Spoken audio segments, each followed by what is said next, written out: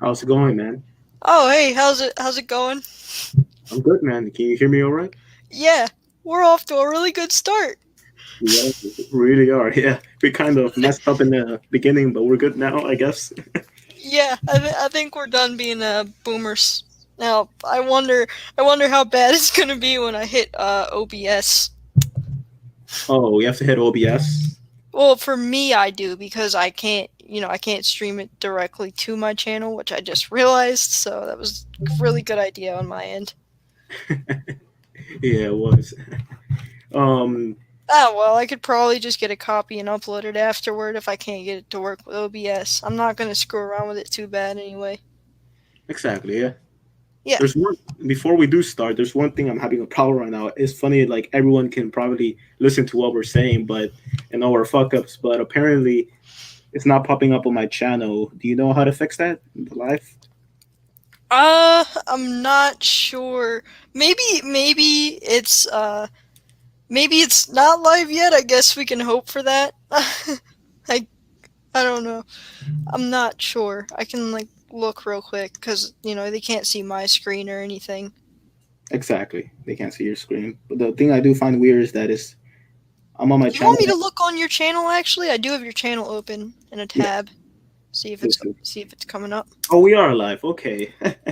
Oh, that's Okay. great. So we were talking about not being live for like 5 minutes straight. Okay. Yeah, like I said, we're off to a good start. Yes. So man, so what we're gonna do today basically is just talk about what's going on first. If you want to do introduce yourself, obviously you don't have to do personal stuff. You can just do the basic stuff. Just introduce yourself to the people that are not from wherever we come, which I'm not gonna say on here. But yeah, Oh yeah. I go by Hell on Wheels here. I do have a channel that I'm kind of setting up myself, but basically I've been a truther for a while, and I'm glad to have connected with this community. that's good to hear, man. Yeah, I've been a truther since I was about 15 or 16. I remember my dad usually was the one that woke me up to it. He didn't really wake me up, but he did talk about that stuff. And then I started just watching KJ and Days of Noah and channels like that. And those will really woke me up. But throughout the whole thing, my dad did help me out. And if for people that don't know me, my name is Awake. I'm not gonna say my real name, obviously, and I'll just say I'm from Florida. That's pretty much it. And yeah, that's pretty much my introduction. Oh, that's great, man. For me, I don't know. I guess like for me my awakening journey probably started when I was about 10 and I was in church, and I just, from that point on, and when I started to spend more time on the internet, I just fell down rabbit holes, and like I ended up watching, I think one of the first channels was probably like the Vigilant Christian. After I read through Mhm. Revelation, it was like, wait a minute. And then I started looking on YouTube and I found the Vigilant Christian and all those people. I never heard of him actually. Is he like a true to Christian or he just does Christian stuff? Yeah, he was like a Christian truther. I don't really know what he's doing now, but he was a Christian truther who did like a lot of the Illuminati stuff. Hmm. Yeah, I did. I remember watching what's it called? The guy's kind of a flat earther. RB Truth. That was probably one of like the first people I really watched back when I wasn't really awake. I was just like kind of surfing through the internet with conspiracy stuff. I remember watching him back, and of course, back in time, I was still young, so I didn't really think nothing of it. It was cool to think about it, but it kind of seemed like just like BS to me. But then when I just kept looking into it and like just like some like what I understand about people is that you don't have to and go and see a bunch of truth videos. You can just go outside and just understand that the government is lying to you, that the world is not like how you see it. It's like some people can't even see that. It's kind of disturbing to me. Yeah, that's what messes me up too. Is like I don't understand how people can, like, and a lot of them know that everything that we see on TV is all owned by the same five corporations. And a lot of the people that aren't awake even now know, oh, free speech is in trouble on the internet, but they don't really know why. They don't think it's deeper than SJWs from what I understand with a lot of them.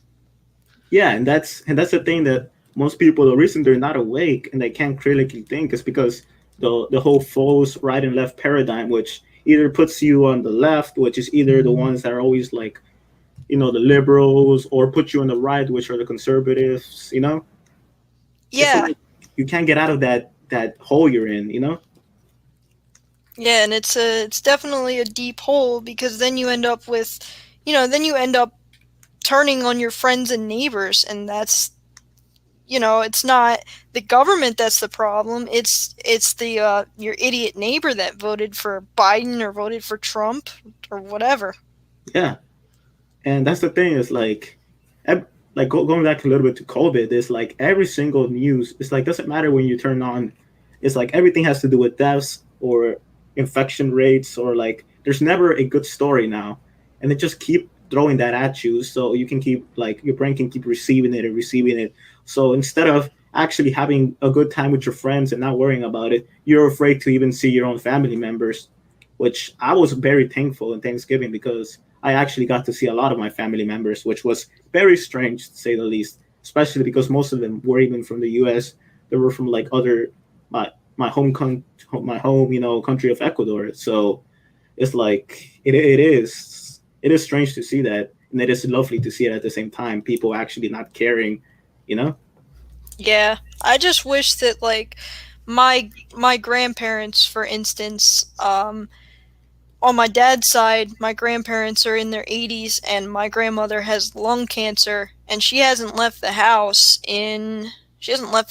really since March. I think my grandfather just told me she went to like a store for the first time probably a couple weeks ago, and I just, she's terminal, so I'm just angry thinking about the fact that she's going to spend the rest of her life probably sitting in a house, and they don't know what's going on. Like, I've been trying to plant seeds with them so that they wake up and they realize that they have the right to enjoy their life, but it's just tough.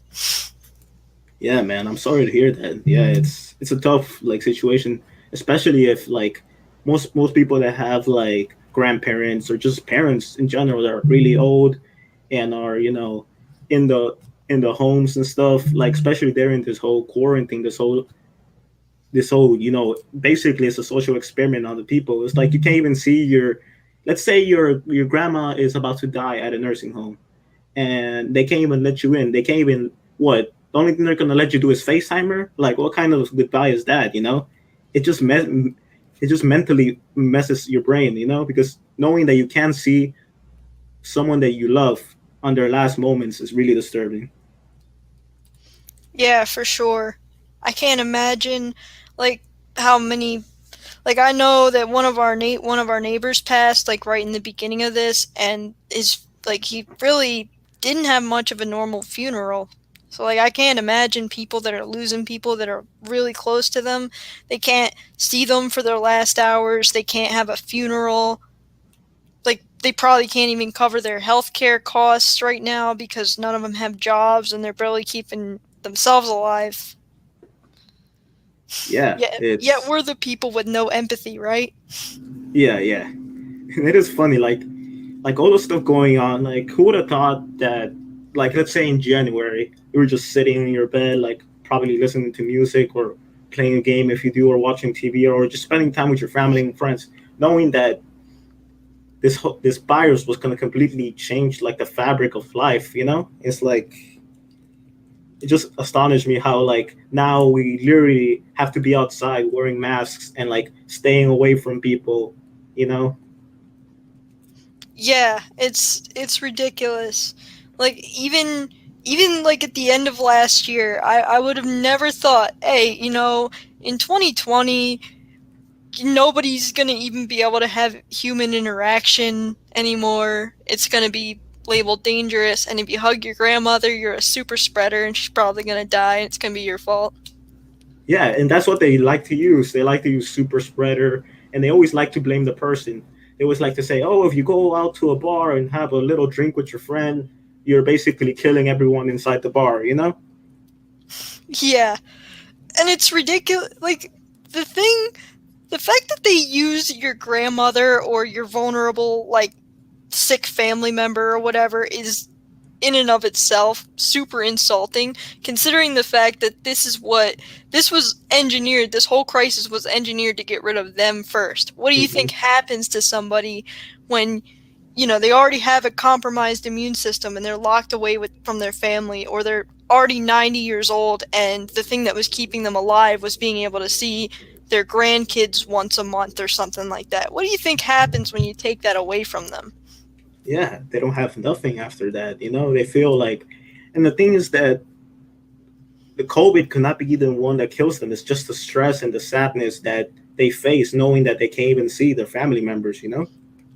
Yeah, I saw a video on Twitter that just it made me boil inside. It was this woman, she's like sitting in a wheelchair by the window, and I guess the person from that was filming it was on the other side of the glass and telling her like, "I'm sorry, I can't come in and see you. I'm sorry." And this old lady is just crying. You could see the absolute fear and just desperation in her face. And this guy's just trying to comfort his his grandmother, and you just want to be like, no, get in there and demand to see your grandmother. This is ridiculous. Yeah, and it's like I said, because both my grandparents, sadly, they passed away. But if they lived here in this situation, I would probably get arrested because I would probably be sent to jail, try to try to get in there and fight to see them because it's like it is ridiculous, you know? Yeah, I'm just grateful that my grandparents, even though they're getting quite a bit older now, are still able to live in their own homes and they still have each other. But it still bugs me to see how afraid they are. Hmm. And you just can't get it through to them that, hey, listen, it's not the virus that you're supposed to be afraid of. You need to see your family. Exactly, yeah. And whatever is coming, whatever you're gonna call it, the new world order, because now the fancy thing to say is the Great Reset. The new world order is not even used anymore. It's being literally disguised as the Great Reset, you know? Yeah, and did you see like, I think it was the New York Times and a bunch of these other rags were talking about, oh, the Great Reset conspiracy is embarrassing. How can people think that this is some big conspiratorial thing? It's like, I don't know. It's not like the World Economic Forum that's been posting about the Great Reset was also the people who talked about how you'd own nothing in 2030 Hmm. and back in 2016, right? That would just be crazy. Yeah, one other thing that kind of like unnerves me. Well, it can't even unnerve me because knowing how sheep are, how the normal populace is, we already know how they are. But like back in October, which was before it even hit China, started hitting China, there was like the whole event 201 thing that happened, and it basically like what over like 90 million people were infected. You know, it's like, is that what's gonna happen? Is that what they're gonna try to reach for now? Yeah, I guess so. That's another thing that's been like unnerving me quite a bit with the sheep, because I tend to go into a lot of different places that I know are full of them and try to point out the stuff like the pre-planning and everything, like the event 201 and the articles from 2016 about how you own nothing, and all these people are like, well, that's just pandemic preparedness, nobody knew this was going to happen, or, oh, that World Economic Forum thing was just rhetorical, they're not endorsing it, they're just talking about it. Yeah, it's like it's right in front of your face, but they always choose to ignore it or choose to make an excuse for it. You know, Yeah, it hurts my brain, it just hurts. it does, and like because there's an experience today with the whole mask thing where not even the mask thing, just like the whole gathering thing. We were at a party at one of my family members' party, birthday party, and we were just sitting there as a family, eating, drinking, having fun. The little baby was running across and like having fun too. It's like, and then this lady comes up to us, a security guard, and it's like, oh yeah, my boss said that there's too many people sitting here, and we were like, why? How does he know that? Oh, because we caught it in the security cameras. It's like, and she kept coming around like every single like what, every like 10 minutes to talk to us, to the point where we just start eating really fast, and it got ruined. Imagine ruining someone's birthday, over some virus that's what 99% survival rate. It's like, and I do feel bad for like those people that try to enforce that because they don't know better. They're just following the law. They don't want to lose their job. Yeah, but you know what's interesting that I found the other day, or it's like kind of common sense. But do you remember like back a few months ago how they were releasing a bunch of scientific studies where they were saying that people that don't want to comply with the rules are more likely to be psychopathic. Yeah, I heard that. Yeah, they're like sociopaths, or like they're just like bad people, in general.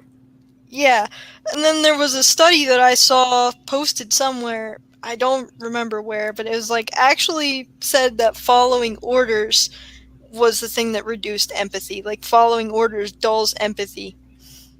Wow, that is like, that's what they do to try to put that in your head, so you can just be a little sheep, a little servant to like the new world order. That's what they want you to be, because you draw a line. That's why they take down so many YouTube channels and shush, even silence, even doctors, even like certified doctors. They try to shut down. That's when you know that it's bullshit. Yeah, and there could be something going on, but then again, it's also flu season. Yep. And did you see where they posted that the flu cases are down what 90 something percent now because they're all getting labeled with the beer? Yeah, yeah. Apparently, yeah. Nobody dies from anything else. Oh yeah, AIDS. What's that? Whatever. Any disease that's out there is now COVID. It's like nobody dies from anything else but COVID. Yeah, did you know that getting into a car accident is also a symptom of COVID now? Yeah. So That's how you that's, die. yeah.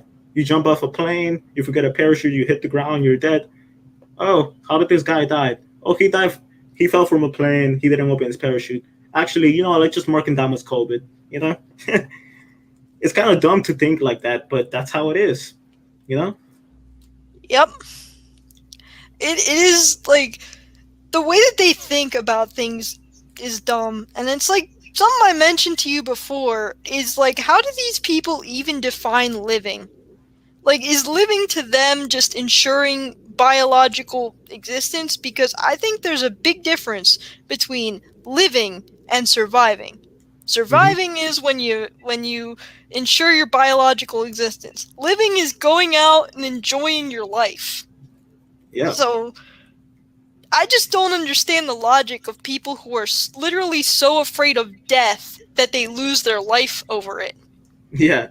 They really lose their life. They really die, and that's what they're afraid of. It's like, they don't think about it. Yeah, I've really had some trouble understanding because I'm the type of guy that will try to figure out where people are coming from with things, and I literally can't wrap my head around that logic at all. Yeah, me either. And it's like this whole thing is not just a, like, if you can say, what I believe, it's not just about a virus. It's just about just completely like turning our world around, making it new, bringing in what, the one world currency, bringing in basically what they have in China, which is basically where they track you, like what's the name of it again? The social credit score. The social credit score, exactly. Oh, if you talk bad about the government, we're gonna deduct points from you, and you can't buy this, and you can't go, you can't buy your groceries because you talk crap about the government. It's like, and that's coming. That's being revealed right now, and it's like you can't even travel anywhere. You can't soon enough. You can't even go to school or go to work without having either a test. I did hear someone that I talked to that apparently everyone that works at the job that she at the place that she went to has to have a certified COVID test before actually working there. If not, they could get fired. You know? Yeah, let me guess. PCR test, the PCR pandemic. Yeah, the PCR test, that should be it. Yeah, and they should, and what in probably like a year, less than a year or so, they'll probably give you little wristbands, or or like a little paper that shows, oh look, I'm being tested, I'm being vaccinated. Show me your papers. Yep, that's how it is. It's basically like communism. It's like, Well, it is. It is communism under it's medical communism. It's to keep you morally safer. yeah, morally safer, medical tyranny.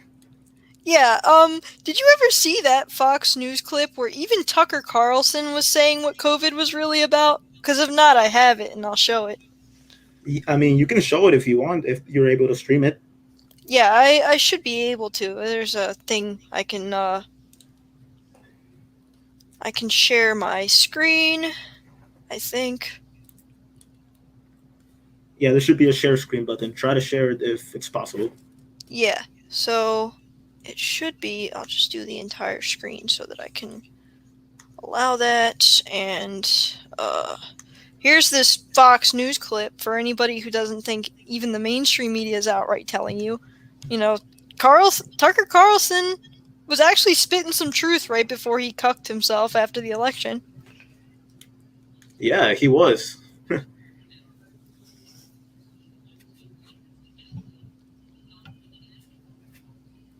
Our leaders' life will never go back to normal.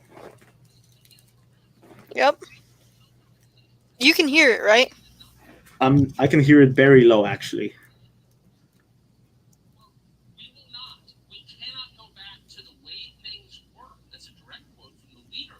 Better? Better.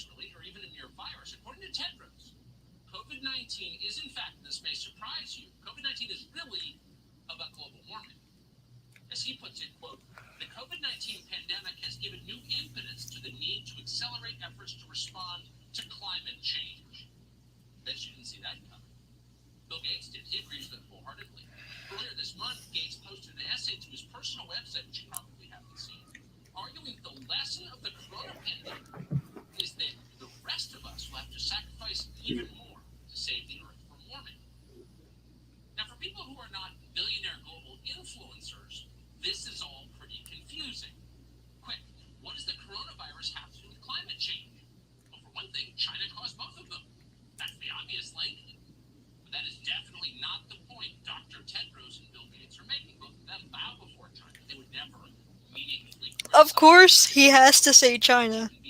Yeah, they always have to blame it on China.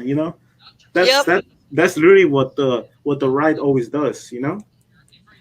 Yeah. The Chinese virus. Yeah, everything is Chinese. They don't blame it on Yep. themselves because they never will, of course. But yeah, so he goes on to say that basically the reason that this works is because these are unsolvable crises. Like how I've had to argue with these sheeple, it's like, these numbers are never going to go down to zero, right? And if your whole reason for thinking that we need to lock down is because we need to get rid of the virus, we're not getting rid of the virus. Once a virus is introduced into an ecosystem, it stays.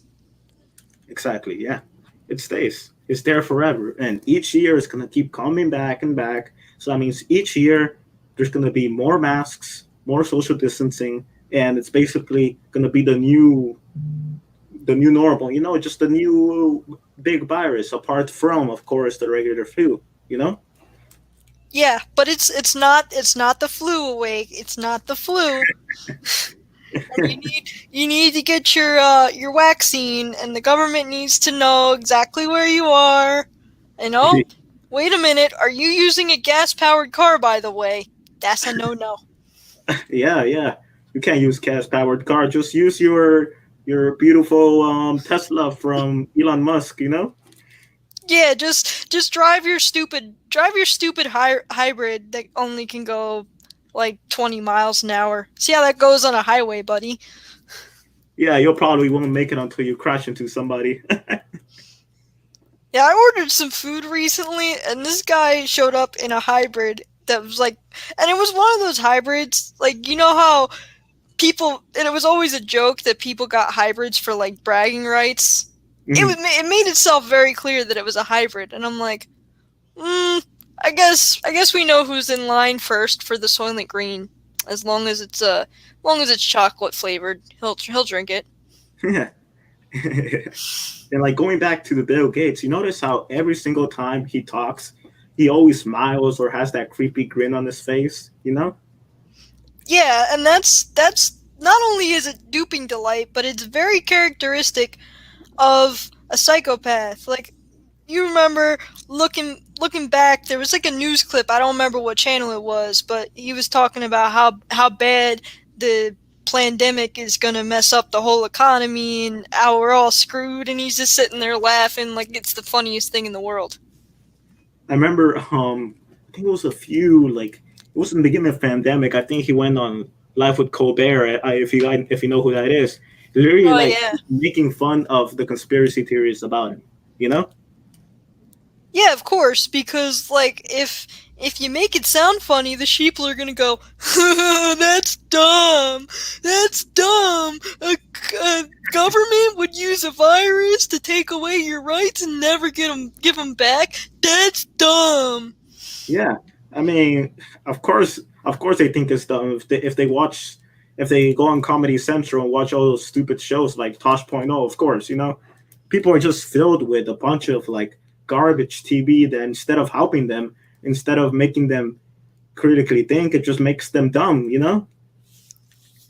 Yeah, I was watching, I think, like right at the beginning of this pandemic, I found a Bill Gates TED Talk where he was talking about how we were woefully unprepared for this next pandemic that was inevitably coming within the next few years.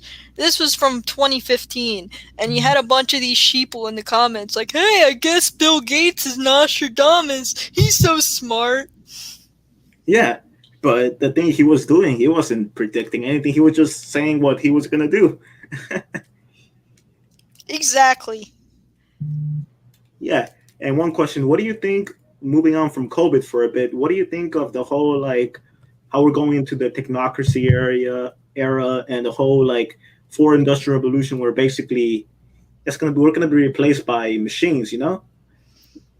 Yeah, not only are we going to be replaced by machines, but we're going to basically be slaves. Like, I think that it's going to be more than just being replaced by machines. I think we're going to end up living in a straight up matrix. Like, they're going to, you're going to be laying in a pod, living in a virtual world because this world's screwed, obviously. That is if, like, the end times, if the whole rapture thing don't happen somehow, we're going to end up I read somewhere. I heard this somewhere. They're literally talking about how they're gonna have us all hooked up to stuff and be monitoring our body fluids and brain waves and all these different things, and we're just gonna be living in a matrix, basically.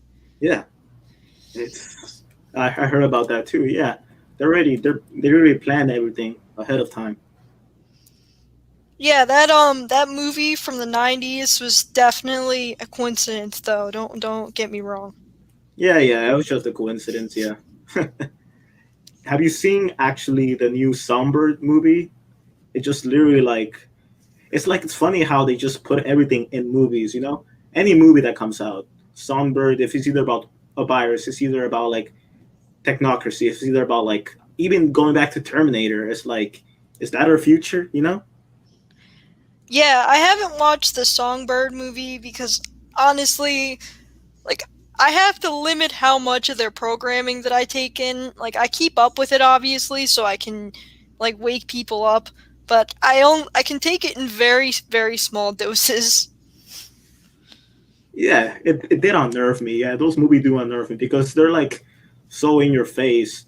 And it's like, oh, when the movie is like COVID-23 has, and you see people coming in, SWATs coming into like the military and SWATs coming into people's houses and dragging them out and like, you know? It's like in the whole movie is basically Romeo and Juliet, but virtual Romeo and Juliet, because obviously, if they even see each other, just if a person sees each other, just they just die apparently because the virus is that powerful. That's disturbing. It is, yeah, and it is a disturbing movie. But like going back to the whole like technocracy thing though for industrial revolution, what I do think is that they are gonna not when I mean replace us, I mean it's like they're just gonna change the fabric of who we are as humans. So like we're gonna be interacting not just with computers and like normal technology. It's gonna be like what? There's gonna be like drones flying in the air. There's gonna be like robots in the street checking your temperature probably. There's gonna be like face scans in every single grocery store you walk into. You know? Yeah. You know what? I just had a thought because right now we all think that we own our technology, but if you look at like how people interact with their phones and the way that they get sucked into it, like I think I told this story before where I used to go out when I used to go out in public more. I would go out and like people watch. So I would go like find a bench or somewhere to like park next to and watch people, and 90% of the time they're sitting on their phone. Like you'll see two friends like sitting in front of each other and they're both staring at their phone. Yeah. So in reality, the technology already basically owns most people, but Hmm. now they're just stripping away the illusion of, hey, this machine, you control this machine. Now they're just outright telling you, hey, look, the drone in the sky that's going to detect whether or not you're 5 kilometers from your house. Hey, that technology actually owns you now. Have fun with that. Yeah. It is true. Yeah. It's like going to the whole mark of the beast for the my Christian listeners. If whatever it is, if it's the vaccine, if it's the pass, if it's actually a inserted chip that gets inserted into your body, whatever it is, it's like most people like us obviously are not going to accept it, but probably an everyday Joe be like, "Oh, that's so cool, man! I get to have a chip inside me. Oh man, I'm saving people by just taking the vaccine." Yeah, they're saving their grannies. Yeah, that's they're saving their grannies. And for the chip thing, it's like, what? You're gonna be like going to kids are gonna go into school. It's like, oh, you don't have the chip. Oh, you're a loser. It's gonna be like to the point where it's like you're a complete outcast if you don't follow what the government is telling you to do.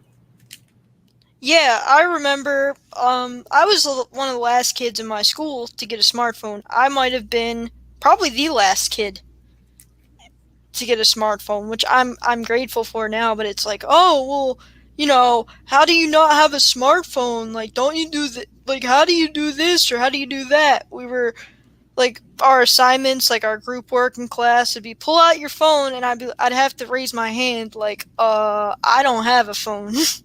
Yeah, I yeah, got a flip phone. I don't know what you want me to do. And they'd be like, all right, fine. Go line up at the computer.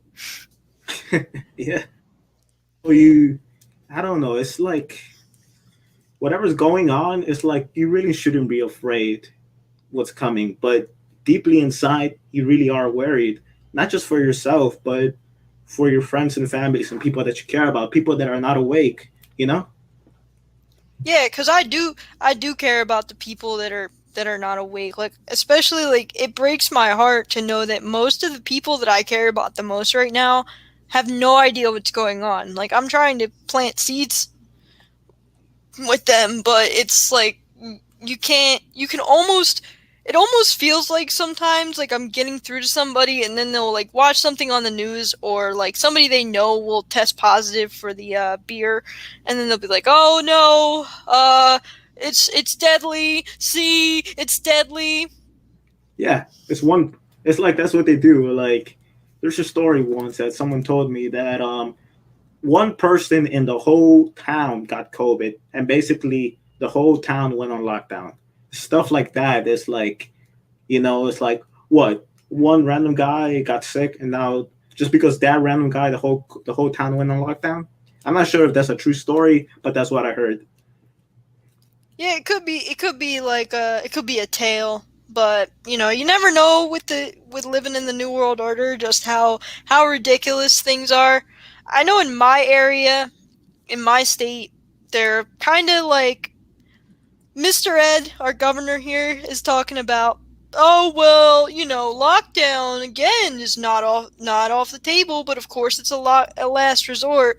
Like I've been looking at our propaganda outlets here, and you can see like they're dangling it in front of your face, like, oh, there might be another lockdown. Uh-oh, yeah, oh, it's the last resort though. So no, wait, lockdown's not off the table. Like, Hmm. if you look at that, if you look at that and you tell me that this is not like some kind of perverse delight that they're getting from this, and this is not some way they're toying with us and enjoying it, then you are just, I'm sorry. I don't know what to Yeah, tell you. yeah. And about the lockdowns, actually, Florida is where I live. The governor did actually stop the lockdowns back in like probably like it was a month ago. Yeah, a month and a half ago. He did. He lifted all restrictions and stopped the lockdowns. So right now you can just go to a store. Obviously, you still have to social distance. You still have to wear a mask. But the good thing is that most stores are open now. Almost every store is open, and that's what I like about Florida here. They're very like right now. It seems to be. It depends if they actually do another lockdown, but it's very very like mild down here, which I really enjoy. You know, because you don't have to worry about like not able to go to this store you really need to go because oh no, it's locked down. You know, and that just affects like it completely like destroys the small businesses. You know. Yeah, I live in I'll share my state because I'm sure I'll be talking about it more. I live in New Jersey. New Jersey is a blue state, and it's terrible up here. Yeah, I got any interesting stories of people or like anything? Well, I just want to ask you a question. What's dumber to you? Somebody wearing like one of those big space helmets, which I actually did see in one of my grocery stores, or the person that walks around with the American flag masks? Because I see a whole bunch of those. Yeah, it's kind of stupid. It kind of contradicts what they're trying to do. You know, it's like I think to be dumber, I think is wearing a space helmet.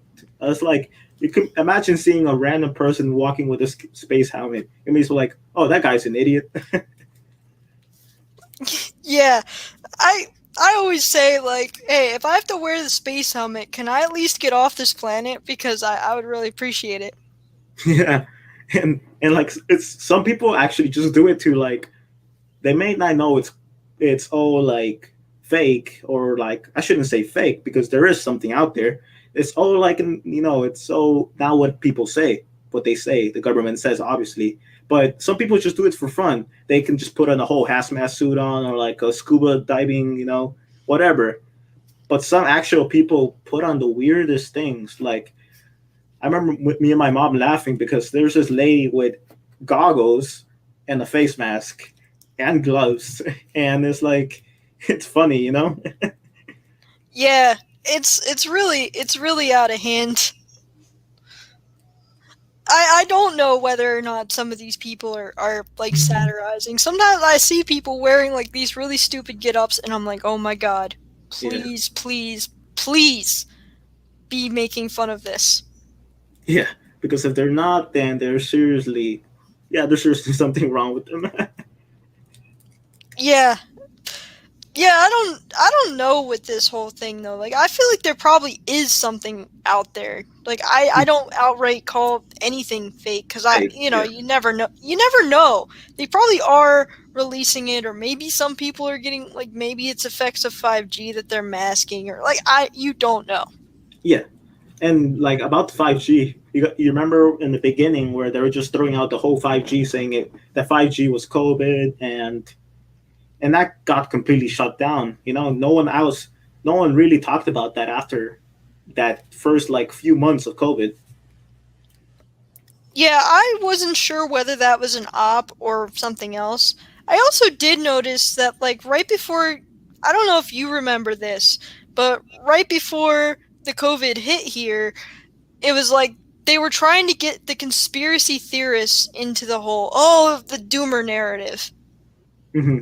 Like, you know how, like, I used to watch Mr. Mediker, the streamer that used to be on YouTube, and Hmm. he was one of the, I watched him closely simply because of his doomer narrative, because I started to realize, because at first, the first couple streams of his that I watched about COVID, I was like, oh my god, this is bad, this is gonna go. And then I started looking into it, and I was like, wait a minute, this is obviously somebody who's been put here to do this, and it worked for a lot of these a lot of the people in our camp for, I would say, at least a good month from what I was noticing, because I know a lot of people in our camp kind of watch his stuff too, Hmm. because we tend to overlap with some of the conservative people, and he's conservative. Hmm. Yeah, I actually never seen that guy. Is he like a truther only channel, or is he like a Christian truther, just a truther in general?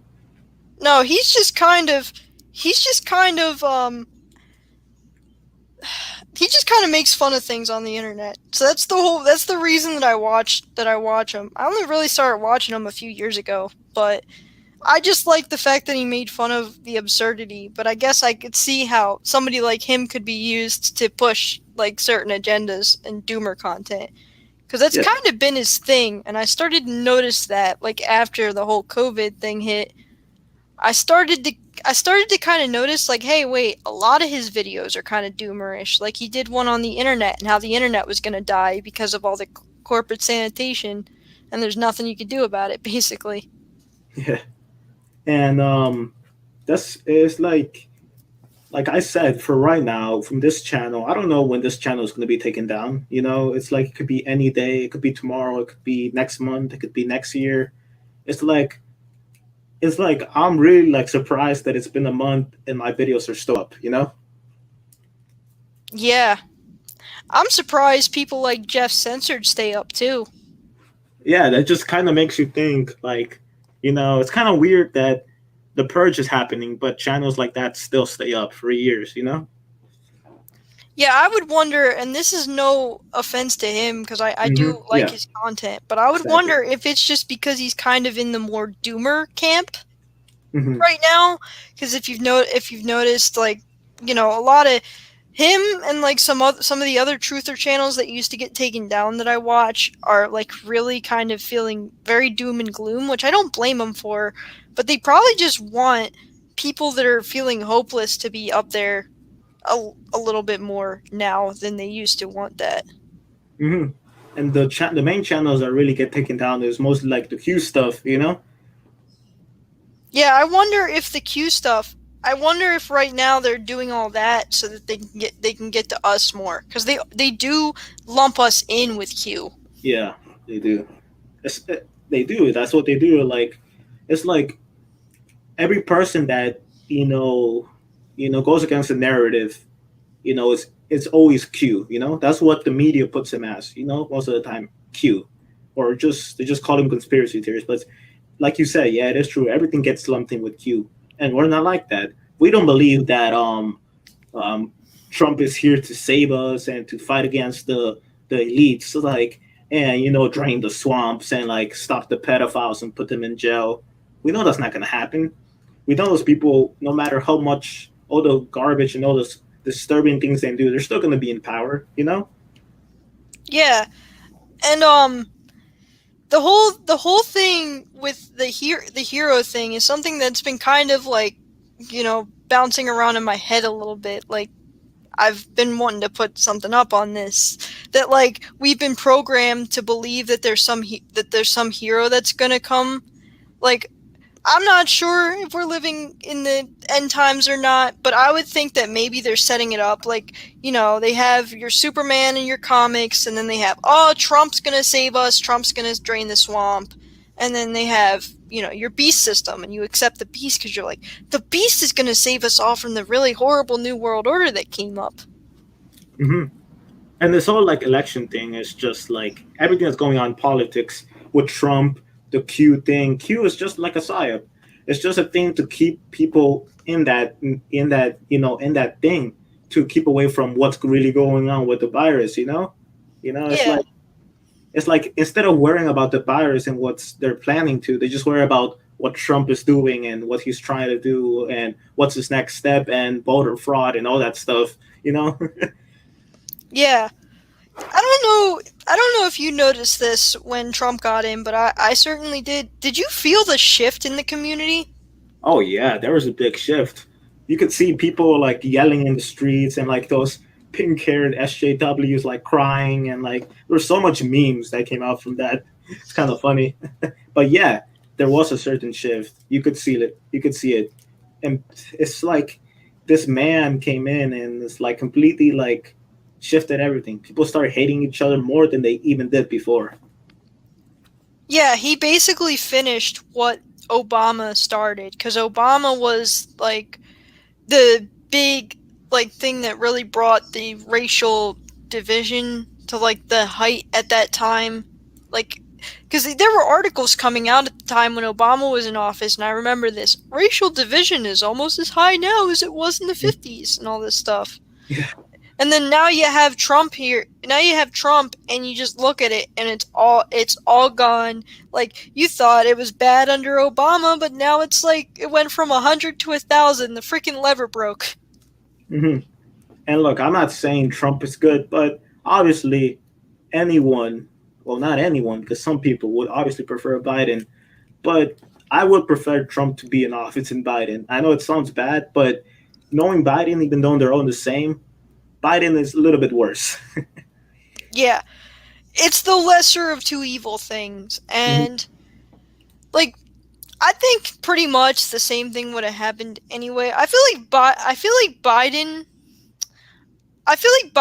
is just to reveal it to you, like make it obvious. Like, in 2016, it was like, yeah, they were saying Trump was saying voter fraud, but then he won, and now in 2020, Hmm. they're just really outright with the voter fraud. They're just like, yeah, people from the 1800s are voting, but that's just fine. Biden still won. Biden Hmm. still won. Yeah. And it's like going back to the Biden thing, it's like you can see like all the stuff he does, like when he inappropriately sniffs little girls' hair and just gets really close to them and touches them inappropriately. Like, does no one remember that when they voted for him? Yeah, I don't know. But even that is kind of a good example of the left right paradigm, because that's one of the things that the Trump voters, and rightfully so, were slamming Biden for. But then what you don't hear anybody talking about is how many inappropriate comments that Trump made about his daughter. Oh yeah, the way he talks about his daughter it is disturbing. It's like just disgusting knowing that a father will talk about a daughter that way is like incestual. You know, it's like what? Yeah, it's like it should. You would think that would be something that would set those Pizzagate people off and all the like that kind of stuff. Which I'm not saying there aren't like pedophile rings. I'm saying that was like that was trying to make them look stupid. That whole thing with the Pizzagate, Hmm. like the way that they set that up with the emails and all that. But like you would think that all the people, like the QAnon people and everybody that's worried about like the pedophile rings and the like just the absolute disgusting stuff people at the top do, you would think that a Trump voter would hear that and be like, wait, no, wait, what the hell? That's Yeah, awful. yeah. But it's like I said, it's like both sides. Like they completely ignore what Biden does, and they completely ignore what Trump does. The right completely ignores what Trump does, and the left completely ignores what Biden does. It's like they're clouded, you know. Yeah, it's crazy. Hmm. It is. It truly is. It's like, what can we do? But we can't wake them up because they're either extreme leftist, or far right, or they're into Q. You know, it's like they're gonna stay on that until themselves they wake up and stray away from that.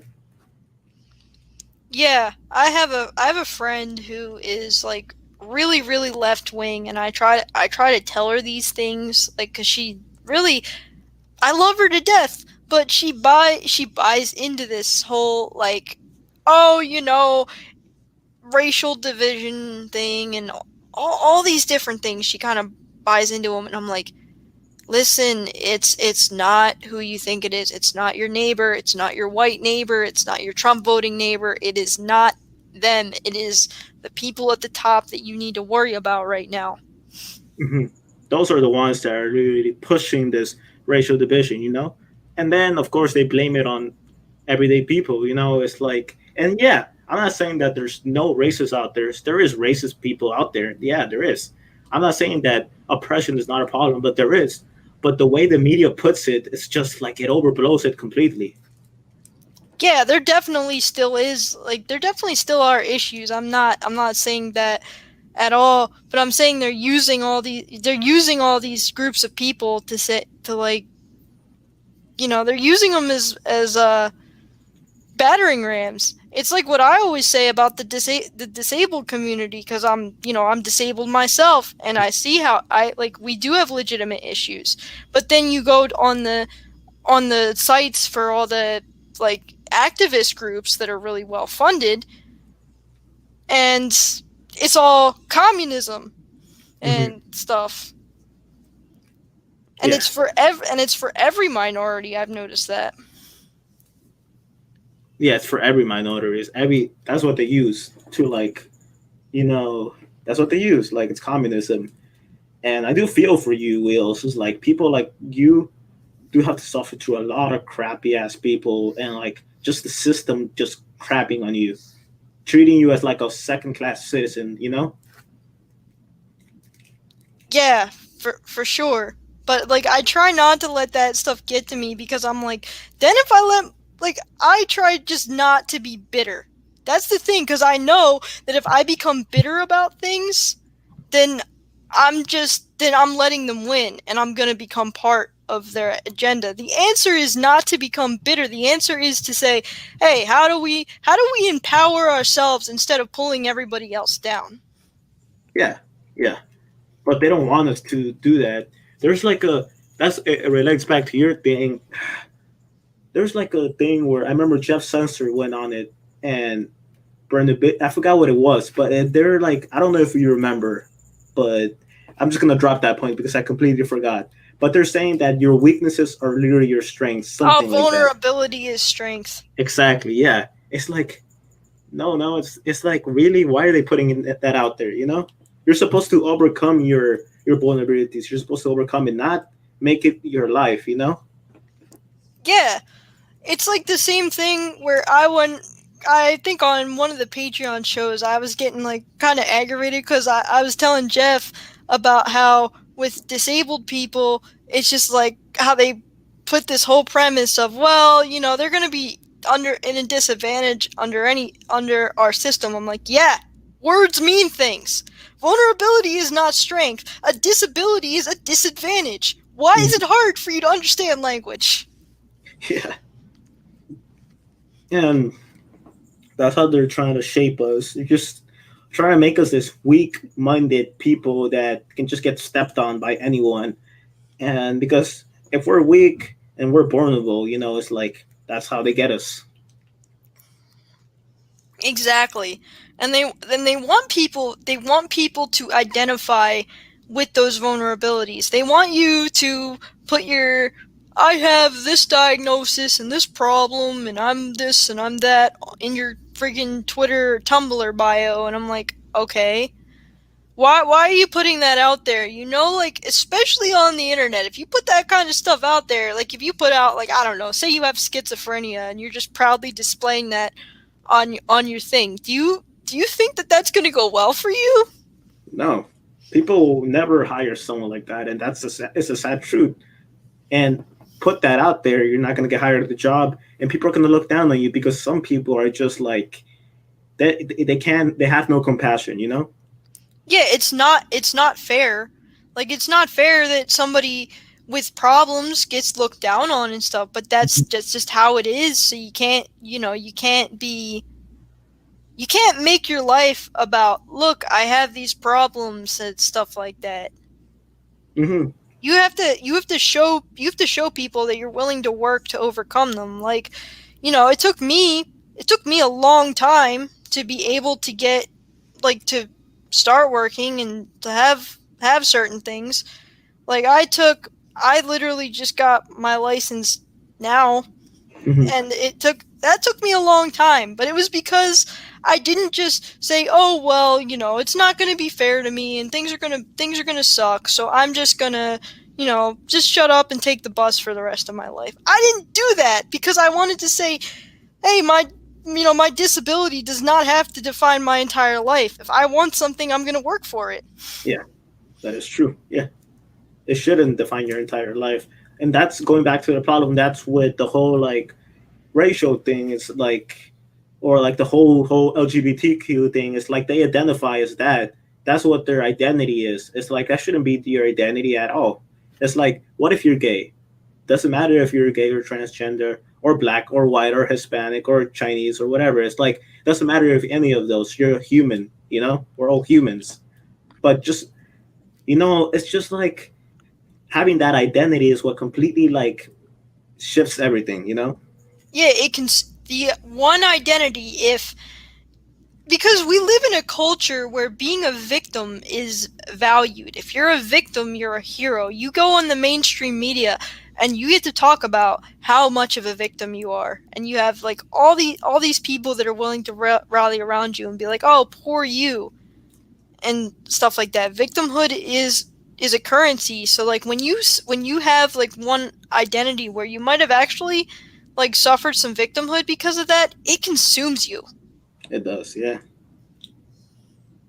And that's like it's like you try to wake those people up and just tell them, look, that's not everything you are. You're more than that. But no, they keep they keep on that mindset, and that's how they get depressed. That's why they're out there writing. That's why they're like not only because of the media provokes them, but it's like they fight for something. They keep fighting for something that's never gonna be resolved. It's just an illusion. It's like whatever you're fighting for is not gonna be resolved. Yeah, that's why I go when I go and get into slap fights with activists, as you know I often do. I ask them, "What do you want? What do you actually want?" Hmm. And like, because you hear words like equality, and it's like equality can mean two very opposite things. It can be equality of opportunity, or it can be equality of outcome. And Hmm. both of those things, even though they're technically equality, are complete opposites by nature. Yeah, that is true. Yeah, and yeah, yeah. Is there a bit you want to share about like the whole COVID situation? If we want to move more into COVID, do you have like because there's one this actually article that I'm not gonna be pulling up right now, but I'm gonna be kind of quoting that just came out today, which China apparently since the lockdowns, the suicides have gone up in China. Oh yeah, you can definitely share that, if even if you just want to read off of it or whatever. That's important to like actually point out, especially because somebody who might not be awake might stumble upon this somehow by God's miracle. And Hmm. they might be looking at us right now and thinking, "Why are these two guys talking about how, why are these guys not seeming to care about all these people that are dying of the virus?" Well, why are you guys not caring about how many people are having preventable deaths from the medical shutdown? Like there were people that were denied their cancer treatment because of medical shutdown. There were people that couldn't access mental health services when they needed them. Like, and there are people that lost their whole livelihood. So I think it's important that we do talk about the people that are dying, like the deaths of despair. Yeah, but we don't talk about that. We don't. Some people don't even acknowledge this. It's like acknowledge it at all. It's sad. And yeah, a lot of in China especially, there's really a lot of suicides, and especially China and Japan.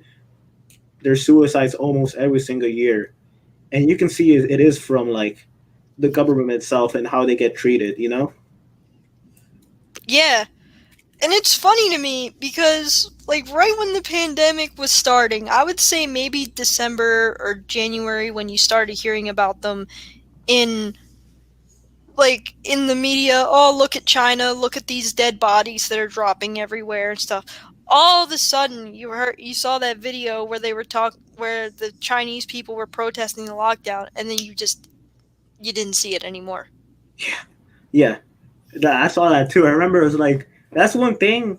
Even though I kind of knew in the beginning that it was kind of planned out, and I knew in the beginning I didn't know. I was really scared. I was like the person that would like just I would just go to the bank and have just like gloves on to pick up the money and a mask on because in the beginning like even though I knew it was planned, I knew it was a plan. It was a planned virus, obviously, but I didn't know how bullcrap it was. And it's like, yeah, seeing those videos is what really scared me. I was like, damn, this virus that the government put out is really, really scary and killing people.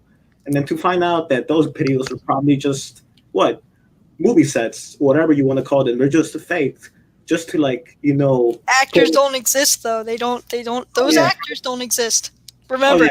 those actors are fake. Yeah, but I get what you're saying because I was in the exact same boat. Like I knew that it was planned, but I'm like I remember watching those videos and being like, "Oh my god, I gotta stack up for food. This is how they're gonna bring in their because I knew I didn't know it was called Dark Winter, but I knew that like there had been theories floating around like for years and years how they were going to cut the power grid and they were going to do this and they were going to do that, and I'm like, great, so we're going to get like a Walking Dead type scenario where there's bodies all over the street and all this stuff. That's let me just tell all my family to like stock up on food and everything. And then I was like, and then I started looking into it and I was like, oh my god, i I fell for that side of the op because, like I said, the beginning of this COVID thing was appealing to conspiracy theorists. They wanted you to believe, oh, look, this Chinese government like released this virus and you should be afraid of it and you should lock up your family, hide your kids, be afraid. Hmm. Because they hit us with that first. Yeah, that's what they did, and that's why they put up all those videos of people falling over in subways in China and just dying in the streets. And there's this video, I think it was in England, if I'm not mistaken, or in Paris, yeah, where this lady was like filming from her phone, and you could see like thousands, not thousands, that's an exaggeration. It's like at least like 20 military trucks with bodies, on the back. It's like, was that a real video? Because I haven't seen that anywhere. It just happened in the beginning, and then after that, there's no videos, there's no news about bodies being stacked up on back of military trucks. Oh well now that's what they're saying. Now they're saying, oh look, these freezer trucks, Yeah. they're having to be for the vaccine, and then they're emptying the vaccine out and they're like making them into mobile morgues, and I'm like, people are believing this. Why? Like if I've walked into the hospital, I've walked into my local hospital like several times for med appointments since this whole thing began, and it's completely empty in there. Yeah. And I literally went to go down the hallway because we had to use a different entrance because of COVID for some reason. I went to walk down the hallway and some lady with a mask chased me. What are you doing? What are you doing? I'm like, chill, dude. I'm just trying to go to where I'm supposed to go. Yeah. So like, it's like they knew, it's like they almost knew because I was literally going to film the inside of that hospital that day, and then Mhm. that lady like started chasing me down. I'm like, ah, fuck. I'm not. There's no way I'm gonna do that and not get caught. Yeah. So like, it's almost like they were on high alert because maybe people were coming in and filming Yeah. and realizing that there's nothing going on there. Yeah. That happened to me too. It's like similar story. It wasn't really nobody chased me, but when me and my dad were getting into that stuff, we were like go to a hospital like once. Like in the beginning, like it was in April.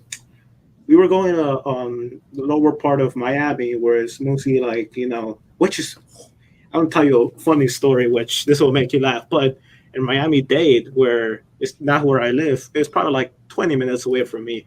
But in Miami Dade, before I go back to the hospital story, there was the mandate was that you had to wear your mask while you were walking outside in the sun. Imagine that, walking outside in the sun in Florida heat wearing a mask.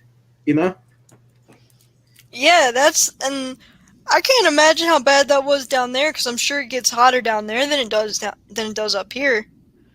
But we Yeah, had the same thing. Like our governor was mandating that we had to wear masks and stuff, and we didn't even have indoor. We were the last state to get indoor dining. Mm. Yeah. Well, oh, I didn't know that because here, like I said before, like 2 months, a month and a half ago, they just like lifted the restrictions, and now you can just go to a random diner and eat. Of course, sitting down with your mask. And the thing that doesn't make sense is that you take your mask off when you want to go eat, but you have to wear it before, like from the door to the chair where you sit at. It's like, It's not about logic though. It's about how much can you get them to comply with. Like that's what I'm convinced of. Cause did you know that the coronavirus is the boogeyman? mhm, And in certain places, if you happen to be at a bar a little bit past 10, you're going to get the virus. You're going to get more beer than you really wanted. Because you're going yeah, to get the beer and the beer virus. Because COVID knows how many people are in a room. It can count. That government bioweapon can count. It knows, oh, there's only supposed to be 50 people in here. I see 51. mhm. Somebody's going to die. And that's the thing. The thing they're doing now is like only 10 people at gatherings. It's like, but those 10 people can still get COVID, right? It's like really. If that's how it is, there should be no one gathering completely. It's like, why over 10? Is it that if I'm just with my 10 friends and my 11 friends joins, that means we all have COVID now?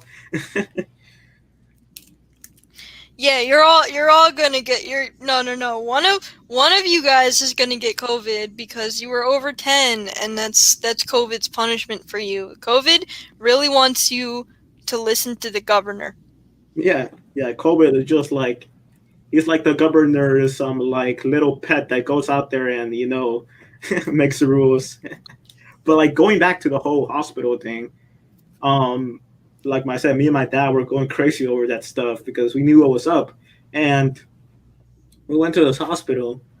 At first, there was no one there. There was like what, maybe 6 cars in the little area in the little parking lot, and the rest were just like workers because you could see the little sign that says hospital staff only, and the rest of them were just people. We went in there, and there was this old man with this little kid, and the little kid was running around, and this old man was just it was just like swiping through an iPad, and I was like, my dad is like, wait, where are all the COVID patients in the emergency room? It was like, I'm surprised they let us get through the door.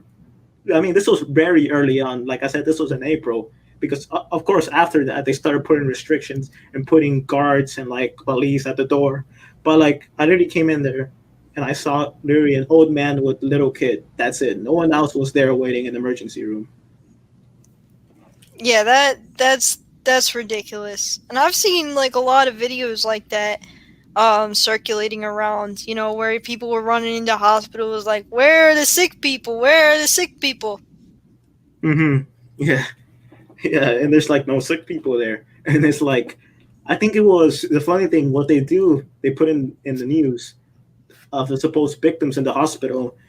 I think Jeff did this one video before that I commented on. A lot of people like my comment, but I'm not talking about that. But yeah, Jeff put up a video of a dummy being worked on, which is probably one of the funniest things I ever seen. Yeah, it's ridiculous. And even like the one thing that's given me a little bit of hope now is I'm noticing that like on more of these videos you do have more people calling it out, and then like sometimes I'm even happy when I see videos with disabled comments cuz I'm like, I think I know why. Yeah. Oh yeah. Regarding one of the questions from the comments, this person was saying that she says she's convinced that COVID is an IQ test. It probably is. COVID-19 means you have an IQ of 19 if you really believe this whole story. Yeah, no IQ of 19. Yeah, that's like the lowest of the low. Why do you think they came up with all these ridiculous? Because it wasn't just one story that came out of China.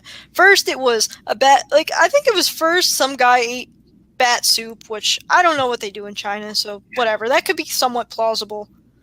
But then you have people. Oh, you got pissed on by a bat. A scientist got pissed on by a bat that was a bioweapon bat. Now we're all gonna die.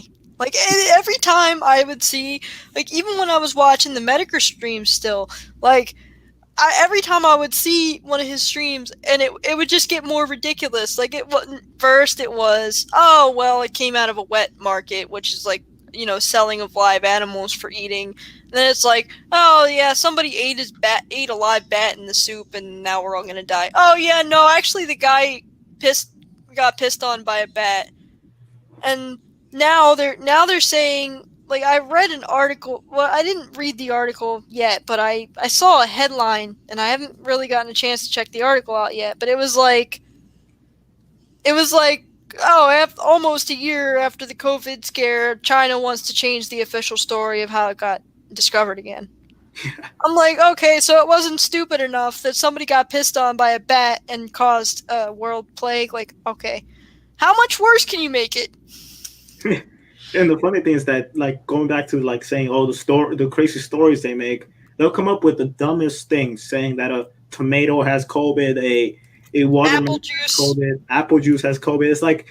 It's not something you see on like the Onion, fake whatever you call it, that comedy news, like how they make fun of news. The Onion. If you have seen it, no, it's not on the Onion. It's literally on New York Times. It's like, what? Yeah, like there was something I read recently. I was like, oh my god, please be the Onion, please be the Onion. I think it was that article that I might have posted somewhere, where it was like there was a person that made like a make your own human steaks meat kit or something. And it's like, and he was trying to argue, the headline was something like, maker of make your own human steaks meat kit argues that it's not technically communism. I saw it on the New York Post, and I'm like, okay, um, I am going to look at this before I post it. I'm going to confirm that this is satire, because it has to be. There's no way that I'm going to read this headline and believe it right away. And sure enough, it's not satire. Yeah, it's something that's really out there. But it's like people go on the news, go on websites, and it's like, do you not realize this is satire? They're making fun of you. They're just like having a laugh out of it, and people just catch that information. They're like, oh, okay, I guess, yeah, I guess. It's like, come on, people. Yeah, what level of stupid do you have to be? hmm to like actually believe that stuff. Oh, why do you believe in that stuff? Because, oh, it comes from New York Times, it comes from BBC, it comes from CNN. Oh, that's why I believe it. Oh no, he cut out. Well, let's see if he comes back on. Wait a second. Oh, guys, that was kind of a foul stream already. He caught out in the middle. If you guys don't mind, we'll wait at least 3 minutes to give him time to come back. Maybe his internet had shut down or something. We'll give him 3 minutes. You guys can talk in the chat if you guys want to. Yeah, probably. Yeah, they probably YouTube got wind and booted him. Probably that is weird. It just completely like booted him. He either pressed a run button and just exited off, or YouTube dropped him. That is weird. Oh, there he is. Let me add him back. Hey, I man. went. Sorry, I went to go find something, and I realized I clicked out of the wrong browser window. Oh, damn. Some people were saying, I already thought they already took you out, man. Yeah, that's the next thing. One of these days, they're just gonna be like, "Where did Hell on Wheels go?" Yeah, He got rolled away in the back of a white van. Or I don't know. Does the government use black or white vans? I don't know. I think they use both. Yeah, you get your black and white symbolism. Yeah, You're right. black and white symbolism. Going straying away from the COVID thing. What do you think of like the what's it called? The whole like beyond meat thing that's going on, where they're just completely changing our diet and our way of eating. What do you think of that? I think that it's part of their. It's definitely part of their agenda for sure. I think that like it is gonna go to. I think it is gonna go to cannibalism. Like Soylent Green. That movie takes place in 2022. Hmm. And that's why I think we're seeing stuff like even back a few years ago there were behaviorists trying to see how many people would actually eat human meat if they asked them in experiments. And they are going to have us eating each other. They're already engineering the food shortages. They're putting it in our collective consciousness. They've been, our zombie programming is part of that. All the cannibal movies and cannibal stuff. Like, haven't you noticed over the past few years how much stuff is like cannibal Yeah. and stuff like that, and how in the early 2010s it was the zombie craze. Hmm. Like, I would argue in some ways we are already living in the zombie apocalypse because people, like, most people are gone, Hmm. but it's also the fact that they're getting people accustomed to the idea of people eating each other. Yeah. And that's just like, I don't know if talking about that, there's actually a comedy called the Santa Clarita Diet, if you have heard of it, which was Oh basically about, yeah. yeah, about this woman that all of a sudden she has the urge to start eating, and if she doesn't eat, she'll basically die. If she doesn't eat, if she doesn't kill and eat human flesh, Yeah. and they I saw that. yeah, Um, and they're just making it into like a ha ha ha comedy, it's funny. Yeah, haha, somebody has to chop up people and eat human flesh. Like, I'm sorry, does anybody remember how much we're supposed to be creeped out by people like Jeffrey Dahmer? We're not supposed to laugh at them. Yeah, but it's like, yeah, the show is funny. I have watched it, but like the jokes they say are funny, but knowing the what concept of the show, what it really is about, is like, why would you even laugh at this? They obviously try to put jokes into it so they can make the whole messed up situation better. Yeah, it's all part of getting people like desensitized to it. Because obviously, most people are gonna look at things like cannibalism and pedophilia and stuff and be like, "What the fuck? No." And Hmm. then now they're trying to make it funny, like, well, you can laugh at it. Look, that woman has to eat humans to stay alive. Hmm. Yeah, it's everywhere. The zombie flicks and everything. It's like, you're right about that. And just going back to like video games and movies and violence, they're just trying to make us desensitized and make that a normal thing. It's like, that's what they're trying to do. And that's one of the reasons why you see so much aggression outside with people, was like, because at that moment when they see the movie or play that game or whatever, it might not affect them, but slowly it does. Mentally it does. Yeah, I noticed it. I actually noticed this effect and really thought about it when I watched the series Black Mirror. Hmm. I started watching that when it first came out, and I was like, I was horribly, horribly disturbed by it, obviously, because this was, at the time, I was also really heavily researching the Agenda 21 and the technocracy and stuff. That was like when I was really, really deep down that rabbit hole.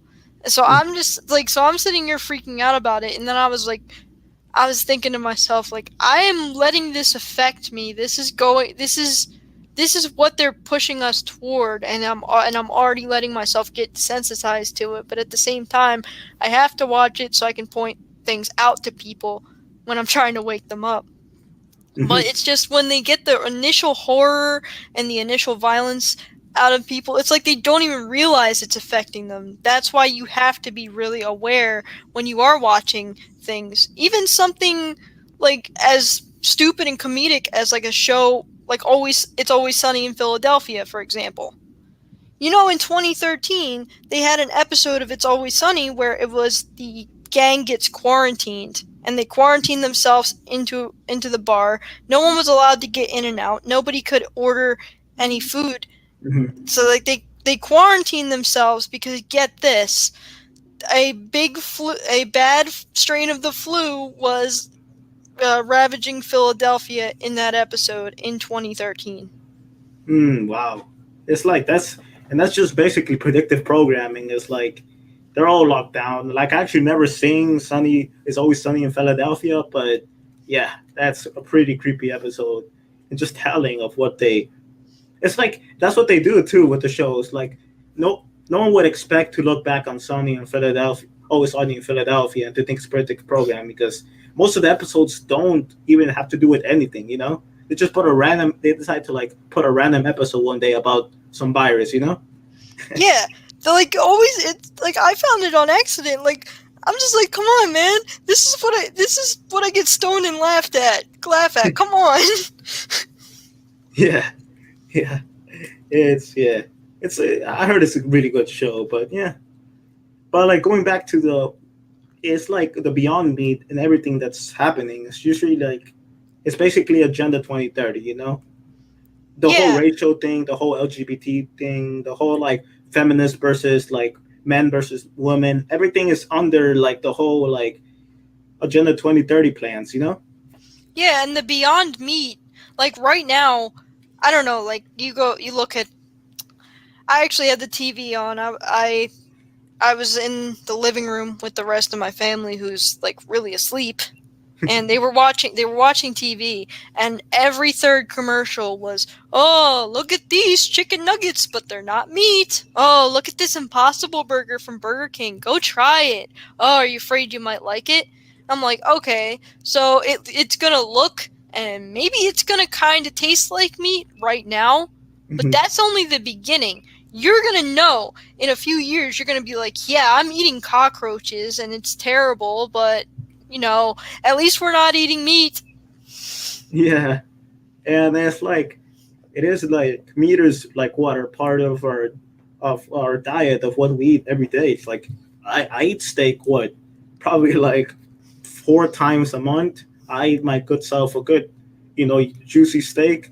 But like if that's gone, you know how many people are gonna like suffer. That obviously they can get through it, but still it's like they're taking away essential foods that are real and replacing it with fake crap. Yeah, exactly, because they don't want us to have anything real. Our Hmm. world is already mostly fake, and that's why they're taking us away from nature and stuff, because they know that, like, in this last part might sound a little bit crazy, but nature is our spiritual connect. Nature is a big part of our connection to God. Doing Hmm. natural things like eating meat, walking outside in the woods, that's all what keeps us connected to the spirit. Like, Hmm. so now they're trying to take all of that away because they know that if they disconnect us from God, even with some of the stuff that people are saying about the vaccine trials, how one lady was saying that she can no longer feel God after The volunteering for one of vaccine. the vaccines. So that's what they're doing. It's not just that they're taking away our humanity. They're taking away our connection to everything that makes us human and makes us people of God, whatever you believe God is. Hmm. Yeah, that is true. And if that is true, what that person said, that account of the person saying that it basically took their fate away. It basically they can't see God. If that's true, that's a very scary thing because knowing how many Christian Catholic people are gonna just completely lose their faith once they get injected, and they're just gonna turn like completely like atheist or whatever you want to call it. Yeah, well, it's exactly what's said in the Bible. Like once you take that Hmm. mark of the beast, it's like you're completely disconnected from God, and that's From God, exactly yeah, what the vaccine is about. yeah, and just thinking about it. To be honest, I just think the vaccine is literally the mark of the beast. Knowing what they're talking about, what they're saying, I'm beginning to believe that the vaccine is the mark of the beast. You Yeah, know? that's what I'm thinking too. I know there's a lot of people out there that say, "Oh, well, no, it's not. It's going to be the thing that comes afterward." I'm like, "All right, but how many of these people have come out now and said that it took their ability to see God away?" Hmm. Yeah, yeah. And going back to like the whole Beyond Meat, not the Beyond Meat, but like the stuff was like soon enough they're just gonna stop us from hunting, and they're gonna move us out of like rural areas and put us into this big techno cities, smart cities, where they're gonna keep everyone controlled in one spot, and anyone that goes outside the grid will probably be hunted down or arrested. It's like soon enough you won't be able to live outside this so-called city. This could be in the late future. We don't know because that's for now. It could be a possibility, but it's not really. We're not really seeing it as much as we want to. As much as like some people may make it up to be. At least that's on me. That's what I believe. Yeah, I kind of like would think that that's a little bit further out, Hmm. but then like they are doing it slowly, like with their Hmm. obviously this is a whole different discussion with their weather modification directed energy weapons or whatever it is that they're doing to cause these floods and fires, but Hmm. they can't just outright right now because people are already on edge. It's just I don't want to hang my hat on, oh yeah, that's coming later though, because I thought that we were going to have a few more years left. I've said this so many times to people that like I I didn't expect it to happen so fast. Hmm. Yeah. We all thought Agenda 2030. So like we might have a couple more years. Yeah, they'll gradually keep putting the temperature up. But no, they hiked the temperature up. Hmm. Yeah, they keep hiking it up every single day, every single month, every single day, every single month. There's something new that pops up, and I was like, oh. And we with truthers here just sit down. And I was like, oh wow, look, they just stepped that up a bit. Oh, it's a new part to their plan, While normies, because some person in the comments said that calling them sheeps is cringy, but whatever. But yeah, I'll just say normies for that exclusive person. But normies, they're not gonna see it that way. Yeah, they're not. And I can understand, just to play devil's advocate for a minute, I can understand why some people might think it's like a bad thing to call people sheep. I'm not going to call like people that are asleep sheep just Hmm. out in public or whatever, because that's not really helping, that's just furthering the divide and conquer. But Hmm. they are following like sheep, and I think Yeah. a lot of us truthers right now are getting super frustrated because I know for me, every time I talk to a normie and they're like, oh, yeah, but like it'll be okay when the vaccine gets here. I'm like, no, you need to see. You need to see. Yeah. Yeah. So before I do, because I am going to be wrapping up in 10 minutes, because I do have to go. Do you have any interesting video you want to show? The only thing I really had that I wanted to show was the Fox one. I guess, like, I don't think people really heard it, so I guess I can try to get it working with the volume up again. I don't know. I mean, I think you did turn it up, and most people did at least see it. But yeah, Yeah. yeah, yeah, and like I don't know, man. It's like whatever we're going through right now is like it's good to like find people right now that think like you and just are the same as you, because those are the people you're going to be needing right now, because other people are just going to be against you. Yeah, they are already turning normies against you. Like when I try to wake people up, they get super aggressive with me. And sometimes I'm afraid, even though I have like a legitimate medical reason not to wear a mask, sometimes I'm almost afraid like if I walk in here without a mask, I'm going to be like in trouble. I mean, Hmm. I do it anyway. Like I'll walk there in there with the chin so that like technically I can't get in trouble for not wearing a mask, but Hmm. I like people do give you looks. Yeah, they People do. look, and you can see like the energy rolling into some places where people are just like, oh, Hmm. these people, these selfish people that don't want to have to breathe through fabric. Yeah, yeah. And sometimes I do put my mask on because either it's like, what am I gonna do? So that means I can't go buy my steak, I can't go buy my cereal, I can't go buy my drink because I can't. Or what else? I don't want to cause a ruckus either and go to jail or get end up kicked out of the store because I have get kicked out of the store before. And I'm to the point where it's like I just wear that stupid bandana thing over my mouth, and that's how I go into places, you know.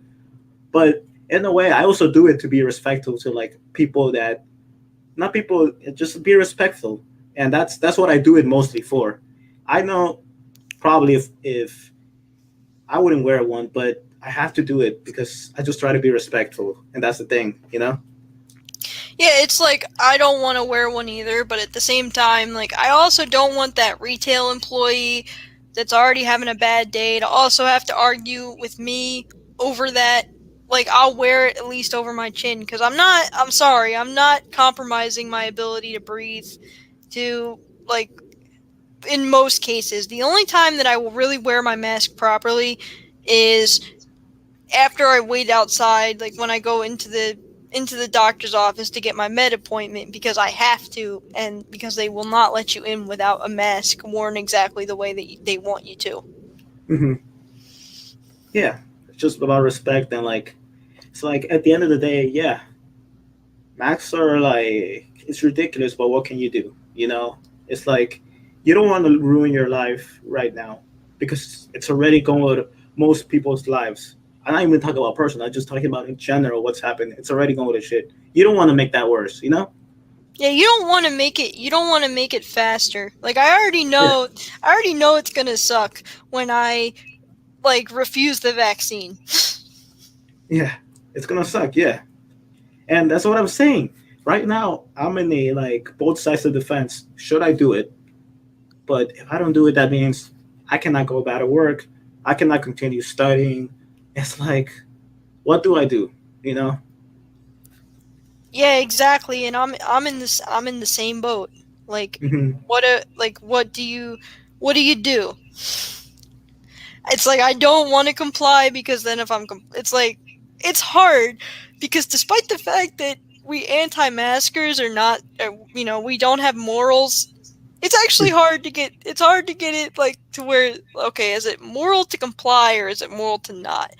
Yeah. Obviously, I'm not going to go into a place full of sick people that are already scared and not wear a mask.